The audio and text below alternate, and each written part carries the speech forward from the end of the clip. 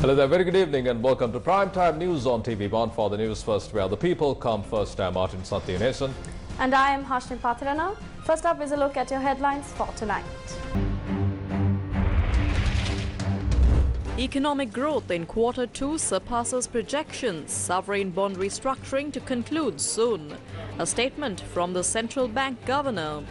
US President Joe Biden congratulates Sri Lanka's president on victory. Expresses eagerness to collaborate with President Anura Kumara. Japan ready to resume suspended development projects in Sri Lanka. Koika commits unwavering support to strengthen government transparency initiative. Senior DIG Priyantha Veerasurya appointed as acting IGP. Parties that supported Ranil in the parliamentary vote expressed mixed opinions. Maithripala, Pujit, Hemasiri and Sisira settle Easter Sunday case compensation. Contempt charges filed against Nilantha Jayawardena. Met Department issues weather alert for 5 provinces. On to those stories in detail. US President Joe Biden extended his congratulations to Anura Kumara Dissanayake on his recent victory in the Sri Lankan presidential election.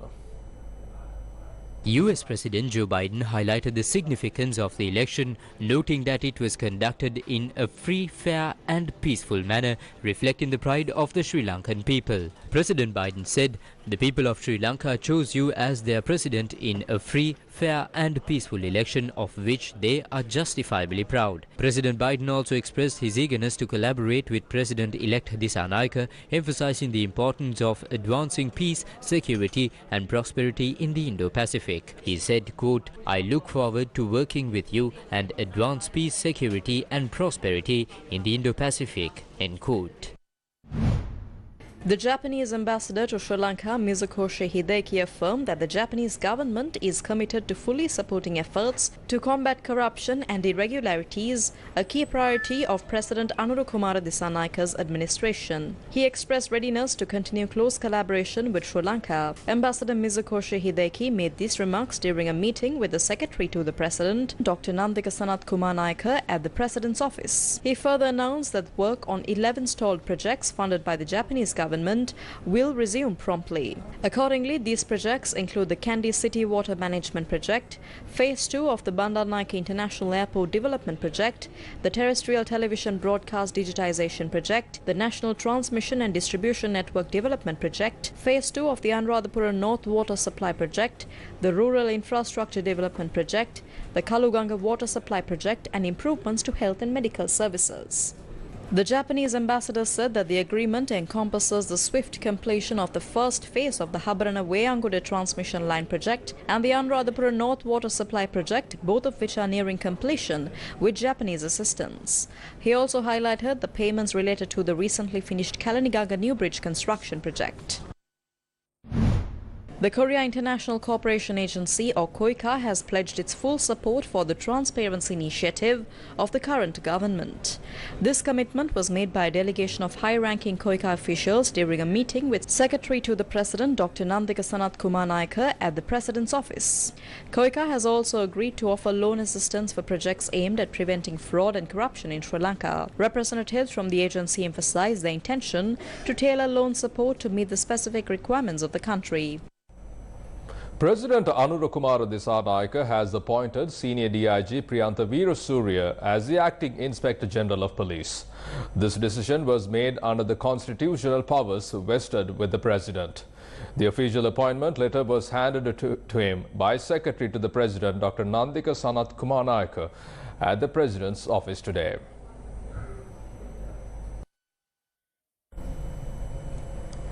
Several roads around the President's housing fort were reopened today after many years, following the instructions of President Anura Kumara Dissanayake.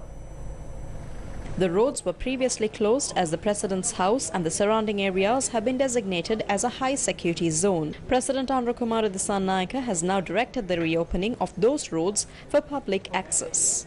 Sabaran Jayatilaka Mawatha and Janadipati Mawatha opposite the President's house were reopened this afternoon.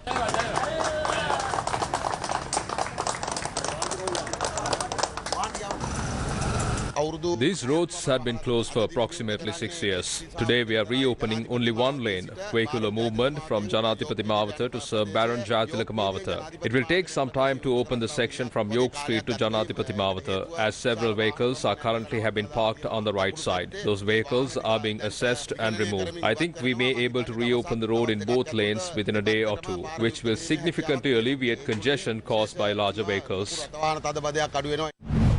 Police said that security previously provided to former MPs have been withdrawn. Police spokesperson DIG Nihal Taldua said that police protection will continue to be provided only to the former Speaker, former Deputy Speaker and the opposition leader. He added that police protection would be provided as needed to any former MPs facing threats or issues. Meanwhile, the Ministry of Public Administration and Home Affairs has notified the former ministers to vacate the official residences currently in their possession. Secretary to the Ministry of Public Administration, Pradeep Yasaratne, said that this was communicated to the former ministers in writing.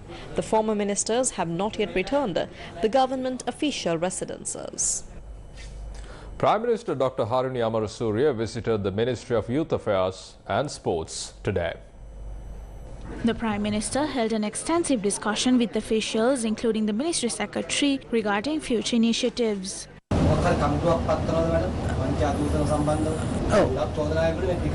ආණ්ඩුවක් හැටියට අපි ඒ පිළිබඳව වෙනමම ක්‍රියාත්මක වෙන නිසා ඒ වංචා දූෂණය පිළිබඳව අමාත්‍යාංශයෙන් අමාත්‍යාංශයට වෙනම කමිටු පිටවන්නේ මේක පොදුවේ මේකට ආමන්ත්‍රණය කරන්න අපි ඉහළින්ම පියවර ගන්නවා.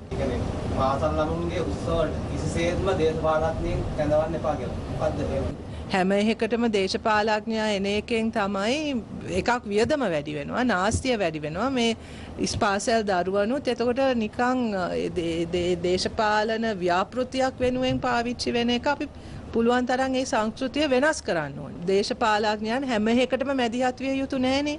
දැන් අපි හිතමු පාසල් බිල්ඩින් එකක් හදනවා. ඒකට මුදල් වෙන් වෙනවා. ඒක හදනවා. ඒක විවෘත කරන්න දේශපාලඥයා මැදිහත් වෙන්න ඕනේ නෑනේ.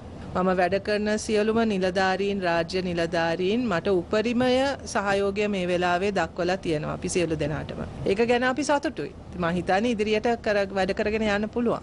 ජපාන් රජයෙන් නිවේදනය කරනවා ලංකාවේ නැවතිච්ච සංවර්ධනය පටන් ගන්න සහාය දෙනවා කියලා. උදාහරණයක් ඇටියට කිව්වනේ අපි පත්තුනෙන් පස්සේ ජාත්‍යන්තර සම්බන්ධතා නැති වෙනවා කියලා. මම හිතන්නේ අපි ආවෙන් පස්සේ අපිත් එක්ක වැඩ කරන්න තියෙන පහසුව අපි දිගින් දිගටම කිව්වා. එහෙම කිසිම ප්‍රශ්නයක් වෙන්නේ නැහැ කියලා. ඉතින් මම හිතන්නේ මේ කාලය තුල සිද්ධ වෙලා තියෙන දේවල් තුලින් පේනවා මේ බොරු බියක් අපි පිළිබඳ ඇති කරේ කියලා. Welcome back to the news. The Central Bank of Sri Lanka has decided to maintain its policy interest rates at current levels. Now, a decision on this matter had been made when the Monetary Board convened last evening for this year's 5th Monetary Policy Review.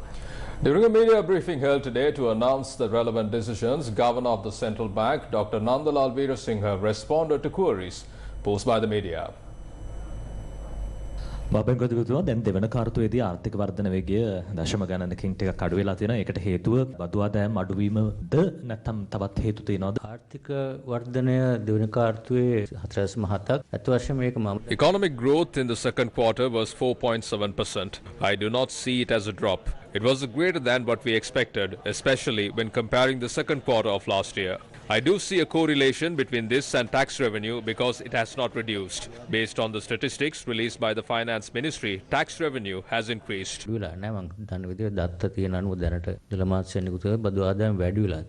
Journalists queried the central bank chief on the discussions he held with the president. It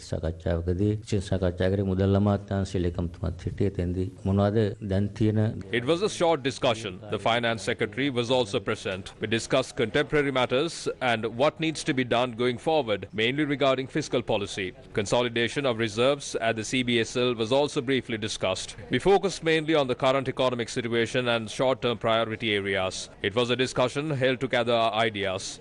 A broader conversation, one on a technical level, has not happened yet. අදහස් ඉදිරිපත් කිරීම මත මෙතන දුන දීර්ඝ සාකච්ඡාවක් සම්බන්ධයෙන් කියන්නේ තාක්ෂණික මට්ටමේ සාකච්ඡාවක් වෙලා නැත. ඔබතුමා දිගටම ඔබතුමාගේ සහයෝගය ලබා දෙනවද මහ බැංකුව අධිපතිවරයා විසින්? අපේ දැන් පවතින අලුත් මහ බැංකුව පනතයට The governor and the monetary board have been appointed for a stipulated period according to the new Central Bank Act. Therefore, there is an undertaking for us to provide our fuller support in keeping with the legislation. My opinion is there is no reason for an independent monetary board appointed to an independent central bank to change despite a change in government. Individual decisions of its members could vary, but it isn't something that should happen as a norm. යන සම්ප්‍රදායක් අනුව කළ විරුද්ධයක් නෙවෙයි කියලා තමයි මගේ මතය. The CBSL governor elaborated on the restructuring process of the ISBs. මේ වැඩ පිළිවෙල ඉදිරියට යාම කියලා තීරණය කරොත් ඉදිරියට කරන්න තියෙන්නේ මේ දැනට agreement in principle කියලා මූලික එකඟතාවයක් ඇවිල්ලා තියෙනවා ජාත්‍යන්තර. If a decision is made to carry forward the same process, we have an agreement in principle with international bondholders, local bondholders and the CDB. These are the three parties we have reached an agreement in principle with. The next step is to measure whether it is an adherence to the IMF's debt sustainability analysis or the DSA. We are very confident that it is in line. That is why all of that has been published. Therefore, we need to ensure the comparability is maintained, which means the relief given by the OCC and other creditors matches relief. We need to complete it soon. Once that is complete, we move on to the bond exchange. If the preceding steps are completed, a bond exchange can be done within 6 to 8 weeks. දැන් සාමාන්‍යයෙන් සති 6ක් 8ක් අතර කාලය තුල bond exchange එකක් කරන්න සාමාන්‍ය ඒ තමයි ජාත්‍යන්තර ISP බොන්ඩ් එක්ස්චේන්ජ් එක යන කාල සීමාව අරක සම්පූර්ණ කරාට පස්සේ. ඒක තමයි ඊළඟ කරන්න තියෙන පියවර. The CBSL chief was also queried on reports claiming the current DSA for Sri Lanka will be altered. DSA එක හරිය එහෙම නැත්නම් ඒ තියෙන target The decision on altering DSA or its targets is made by the Ministry of Finance. We did not engage in it. They have to decide whether to move forward with the existing DSA or to negotiate a new one. It is difficult for me to express an opinion on it since it must be decided by the Ministry of Finance. මම හිතන්නේ ඒක ගැන අදහසක් කරන්න අමාරු මට ඒක මුදල් අමාත්‍යාංශය තියෙන කරන්න ඕන. Questions were raised regarding the previous government's decision to ease import restrictions on vehicles. We provided certain recommendations when that decision was being made with regard to how it can be done gradually. Based on the reserves we have, I do not see a reason for that recommendation to change. Questions were also raised regarding President Anurukumar Dissanayaka's decision to provide fertilizer and fuel subsidies from the 1st of October. Governor, yesterday it was announced that subsidies will be provided for the farmers and also the fishermen of this country. So, with the economic situation we were in, do you think we have enough money to provide all for these subsidies? That I think fiscal policy decision is we have to ask a question of treasury based on their cash flows, revenue and all these things. It's difficult for me to comment on that question. Let's now take a look at the latest updates on Sri Lanka's currency and stock market in tonight's edition of the Newsfirst Finance Report.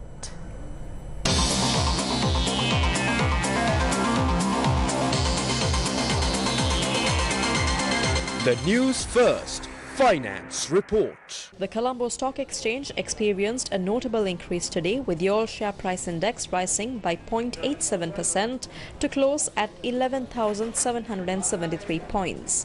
Similarly, the S&P SL20 recorded gains of 0.76%, reaching 3,409 points. In other financial news, the Sri Lankan rupee has appreciated against the US dollar, with the selling price now at 304 rupees and 33 cents and the buying price at 295 rupees and 30 cents, as reported by the Central Bank of Sri Lanka.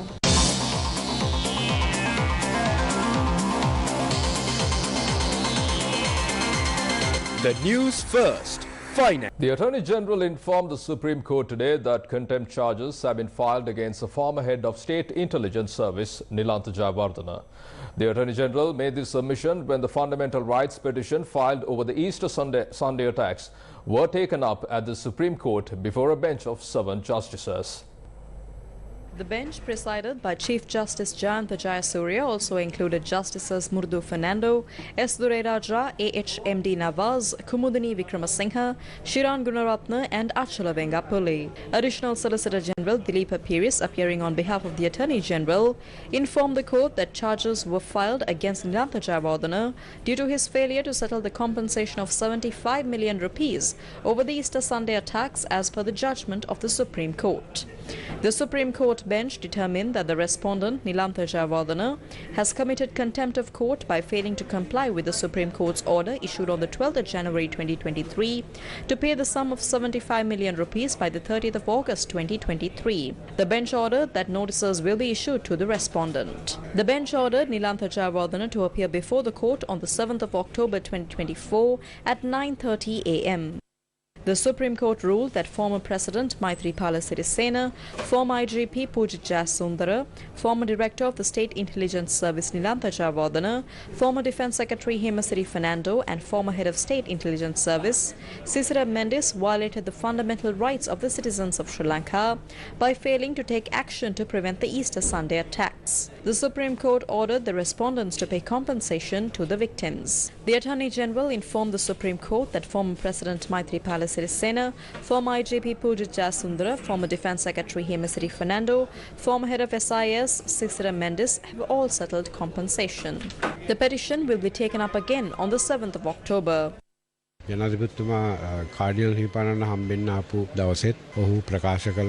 the President met with the Cardinal, he assured him that justice would be served.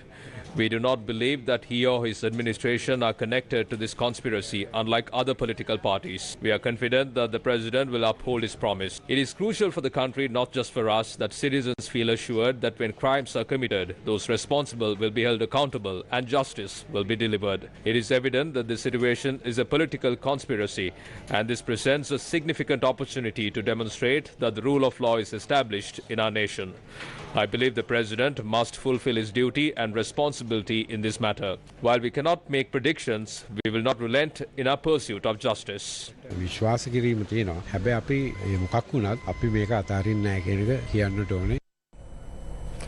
The parties that supported Ranil Wickremesinghe during the vote in Parliament are now expressing varying opinions.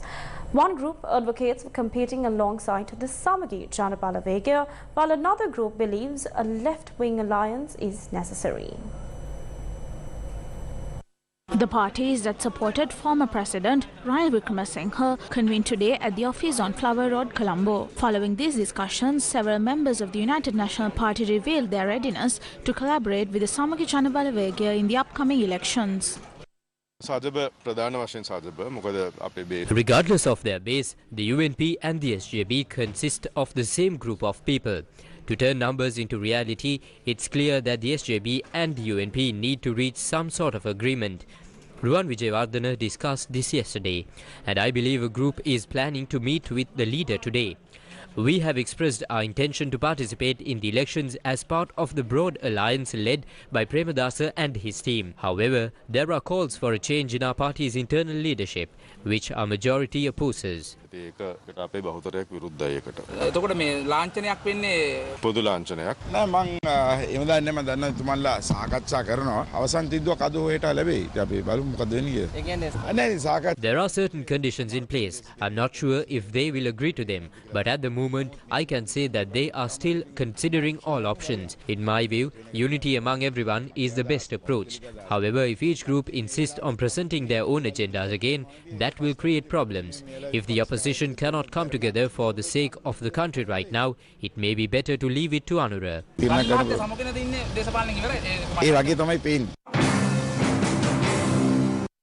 The group that joined Ranil Wickremesinghe from Sri Lanka Podujana Peramuna had a different opinion.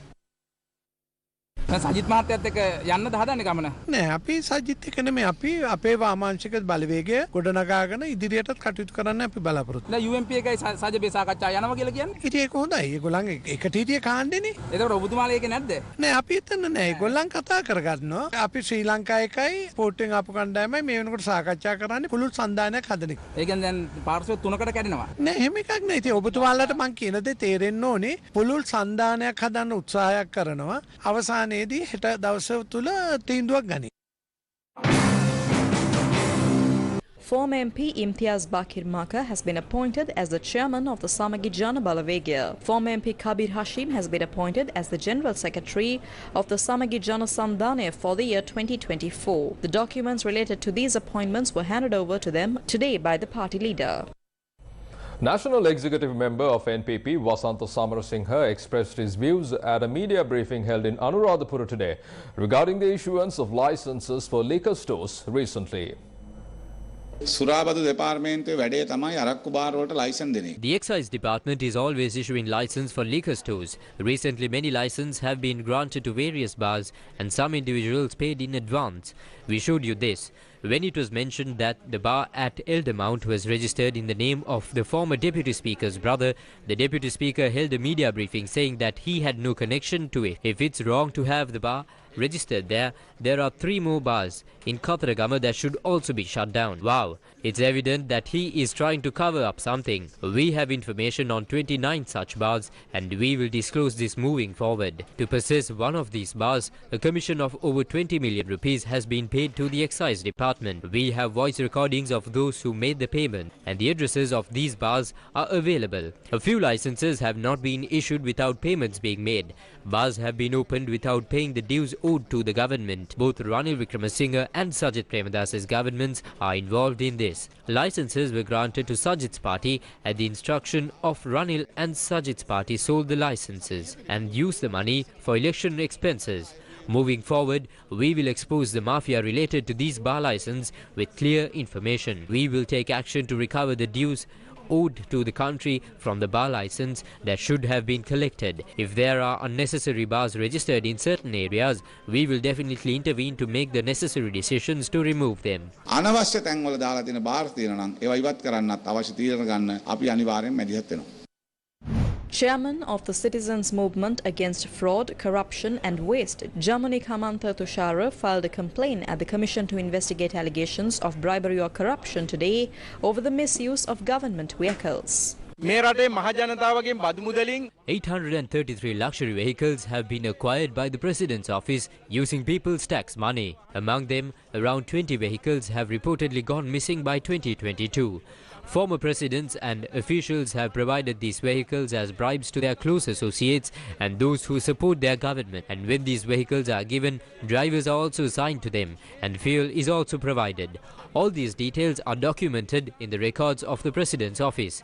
These vehicles have been distributed under the administrations of former presidents Chandrika Kumaratunga, Mahinda Rajapaksa, Maithripala Sirisena, Gotabaya Rajapaksa and Ranil Wickremesinghe. Therefore, it is important to analyze the losses incurred by the country due to the misuse of these vehicles, as well as the fuel allocated for them. We are also receiving information that fraudulent bills have been presented for maintaining these vehicles, resulting in money being taken under false pretenses. An investigation into these transactions should be initiated by the Commission to investigate allegations of bribery or corruption regarding the misuse of the people's tax money in this country.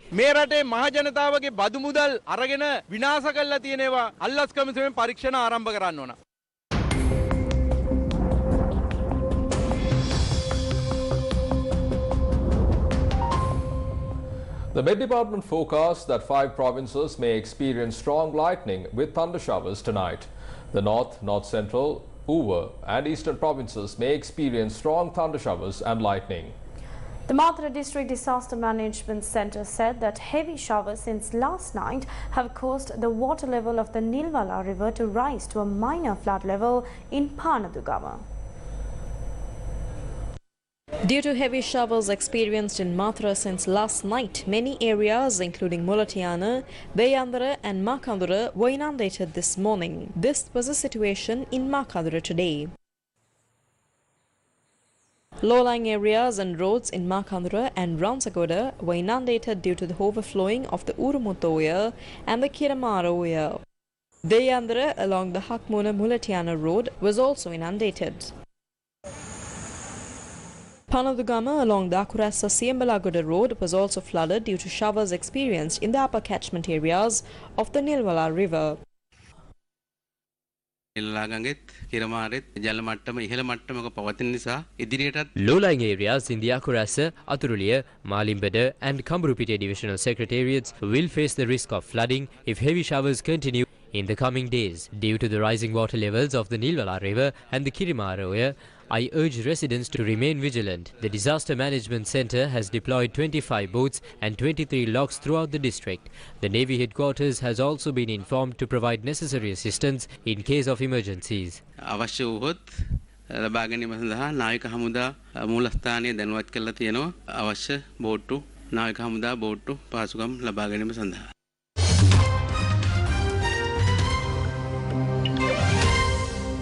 Shifting your attention to international news, Shigeru Ishiba has won the leadership election of Japan's governing Liberal Democratic Party and is set to become the country's next prime minister.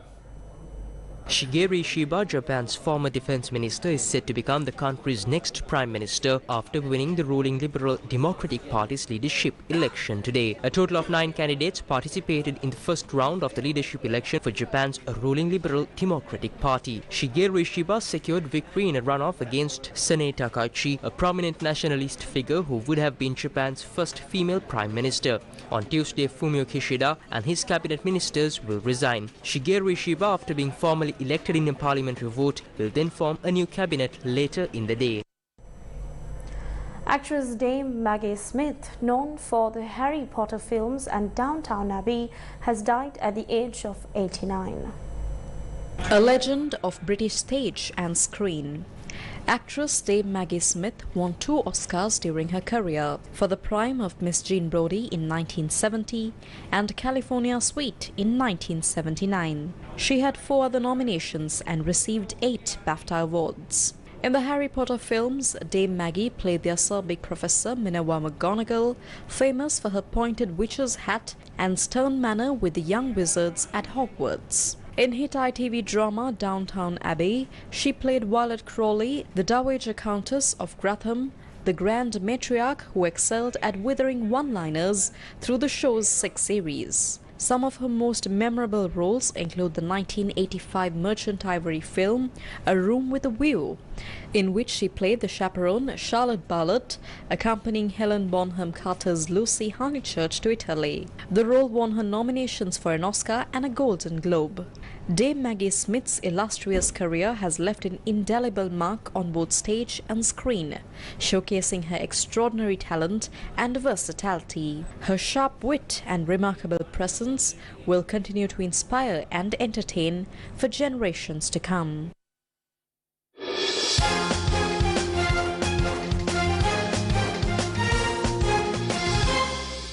Finally, in sports news, Day 2 of the second test match between Sri Lanka and New Zealand got underway today.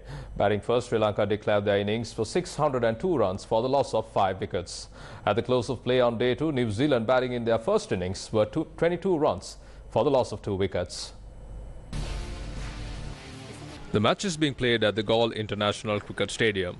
Sri Lanka resumed play on Day 2 at 306 runs for the loss of 3 wickets, with overnight batters Angelo Matthews and Kamindu Mendis at the crease. For Sri Lanka, Dimuth Karunaratne scored 46 runs. Dinesh Chandimal registered his 16th Test 100. In the process, registered 116 runs. Angelo Matthews missed out on a well-deserved 100 after he was dismissed for 88 runs. Skipper Dhananjaya De Silva scored 44. After the dismissal of Angelo Matthews, Kamindu Mendis and Kusal Mendis put on 200 runs for the 6th wicket.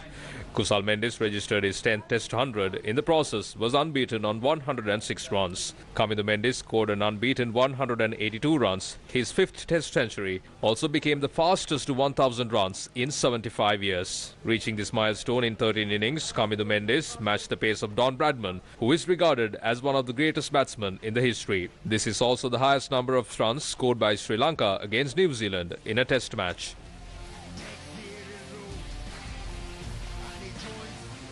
From that, we bring to a close this edition of Primetime News on TV1. Thank you for watching. Good night. Good night.